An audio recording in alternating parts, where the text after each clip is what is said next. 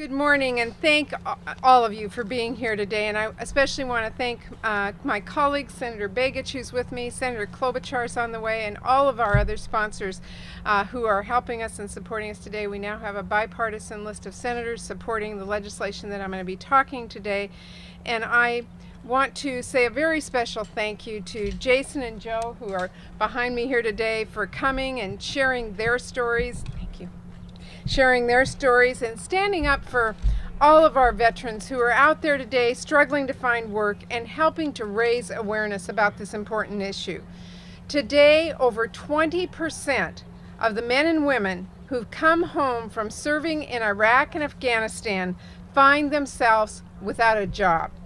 1 in 5 of our nation's heroes who are dedicated and disciplined workers can't find a job to support their families, don't have an income that give them stability, and they don't have work that provides them with the self-esteem and pride that is so critical to their transition back home. It really makes you ask, how can this be today?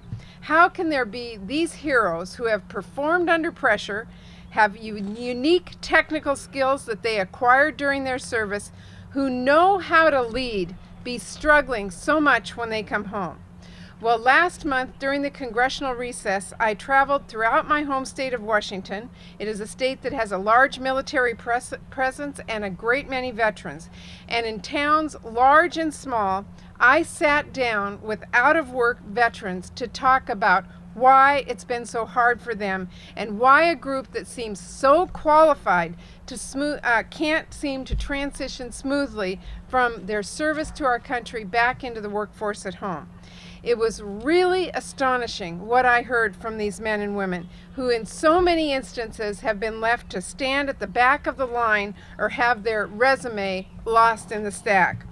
Many of the veterans told me that sometimes they leave off their resume the fact that they are veterans because employers look at us a negative rather than a positive because of perhaps the stigma of invisible wounds of war.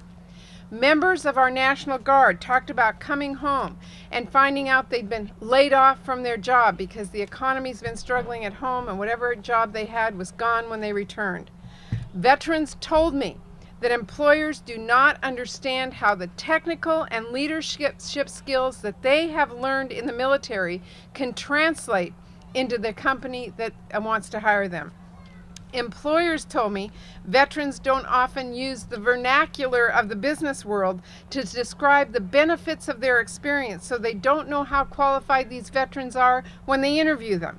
And a lot of them told me that the Pentagon and VA transition programs aren't working today. This is flat out unacceptable, and it should be exactly the kind of problem we are working to solve here on Capitol Hill.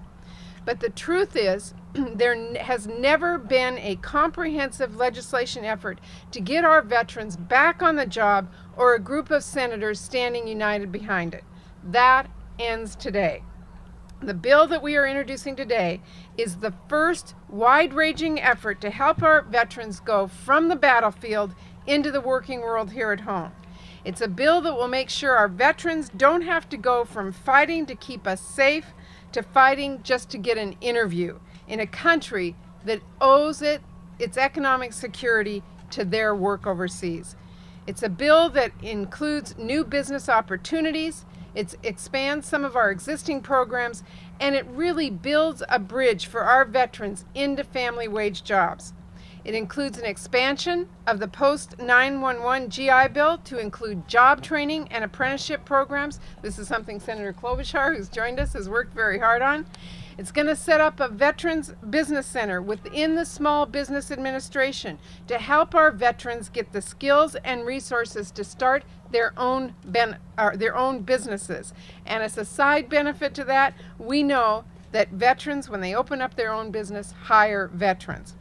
It expands state programs like the Conservation Corps program in Washington State that provides veterans with access to education and allows them to reconnect with other veterans while improving our land and communities. It provides our National Guard members with the transition services they need today at a time when their brave and repeated service in Iraq and Afghanistan is not met with the support and benefits they've earned when they come home. This is a bill that comes at a real turning point in our economy and for our military. With our new veterans returning every day and our economy now starting to turn the corner, we cannot afford to leave our veterans behind. We cannot continue to pat them on their back for their service and then push them into the working world with no job to support their families. It's time to take real, comprehensive steps to put our veterans back to work. And this bill does exactly that. I'm very excited about this legislation. It is the right bill at the right time for the people who served our country so well. And I'm very proud of our bipartisan support and the senators who've been working with me to move this forward. We're hoping to get it out and get it passed quickly so our veterans can come home and be served honorably, and their families and they can have the pride in the work that they have earned turn into jobs here at home. With that, I want to turn it over to Jason Hansom. He is a veteran of the Iraq War. He's going to talk about some of the difficulties he faced in his job search when he returned home to my state of Washington. So Jason, we'll start with you. Thank you, Senator Murray. My name is Jason Hansman. I'm an Iraq War vet from Seattle, a University of Washington alumni. I'm currently living in Brooklyn, New York, and working for Iraq and Afghanistan Veterans of America. From September 2004 to June of 2005, I was deployed to Mosul, Iraq with the United States Army Reserves. While deployed, I was responsible for reconstruction projects as a civil affairs specialist and working with local leaders to rebuild towns and other infrastructure projects.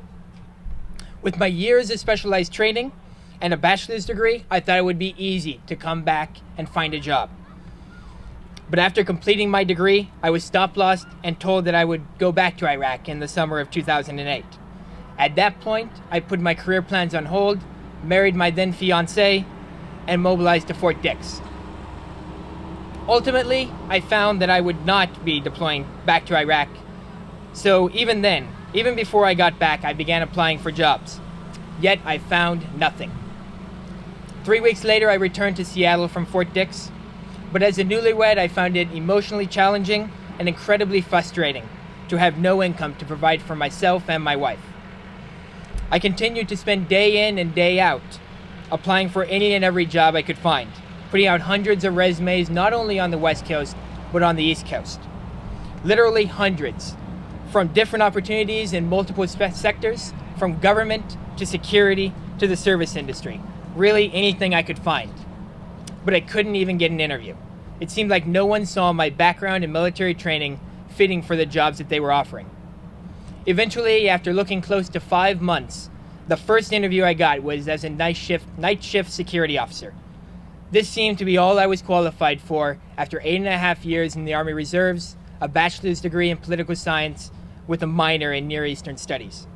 Having exhausted all of our savings and on the verge of filing for unemployment, I had no choice but to take it until I could find something better. Working at night, I spent my days continuing to look for a sustainable and fulfilling job.